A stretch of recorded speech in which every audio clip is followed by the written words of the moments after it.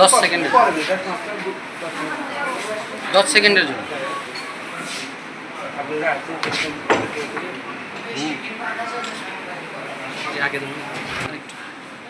আপু আরেকবার একটু মাছ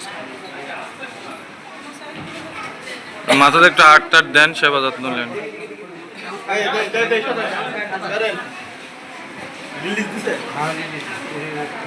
রিলিজ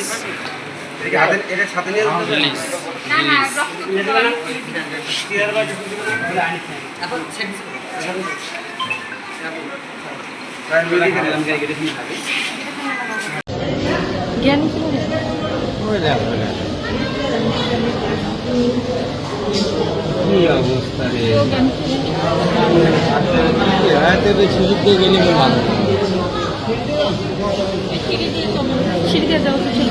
না না উঠতে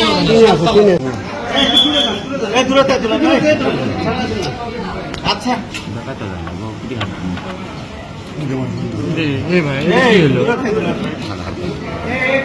তোমরা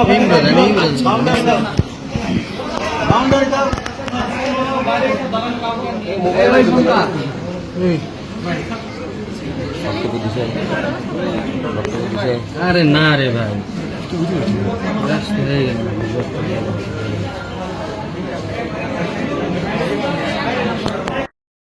বিষয়টা হচ্ছে হিরো আলম আমার ফ্রেন্ড। হিরো আলম হওয়ার আগের থেকে আমরা তার পিছনে থাকি বা আমার ওখান থেকে হিরো আলম বেড়ে ওঠা ভান্ডারবাড়ি থেকে, ধনুট ভান্ডারবাড়ি।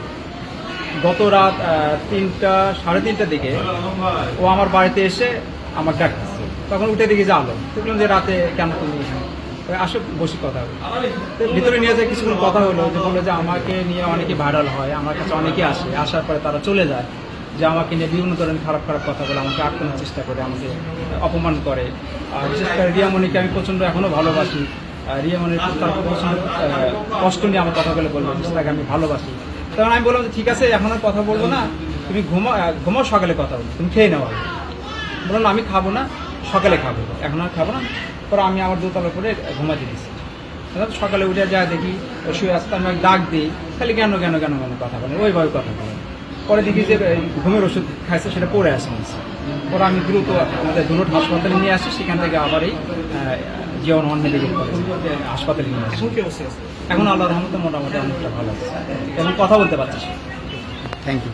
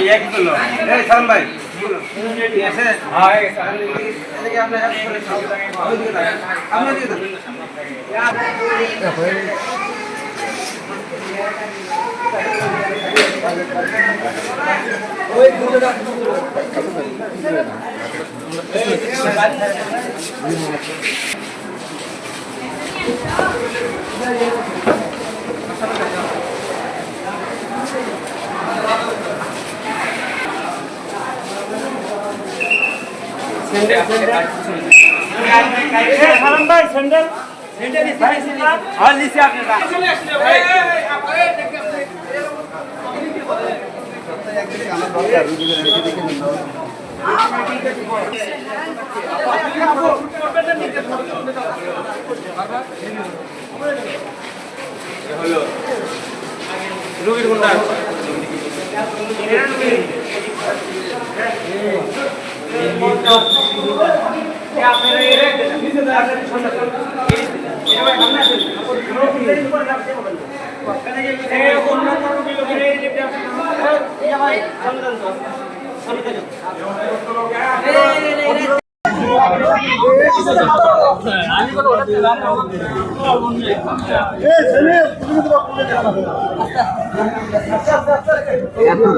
সাংবাদিক খবর আপনি